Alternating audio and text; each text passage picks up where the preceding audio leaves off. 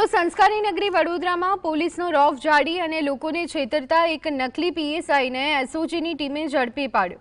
તાંદલજા વિસ્તારના અલગબીર બંગલોઝમાં રહેતા મુબીન સોદાગર નામના શખ્સના ઘરે પીઆઈએસડી રાતડા સહિતના કાફલાએ સર્ચ ઓપરેશન હાથ ધર્યું।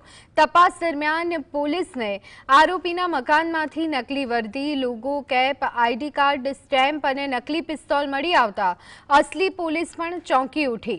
આરોપી મુબીન છેલ્લા 6-7 મહિનાથી આ વિસ્તારમાં રહેતો હતો અને પોલીસ બની લોકો પર ધાક જમાવતો હતો। પોલીસે ઘટના સ્થળેથી પોલીસ દસ્તાવેજો, પ્રિન્ટર અને નંબર પ્લેટ વગરની 2 લક્ઝુરિયસ કાર જપ્ત કરી છે।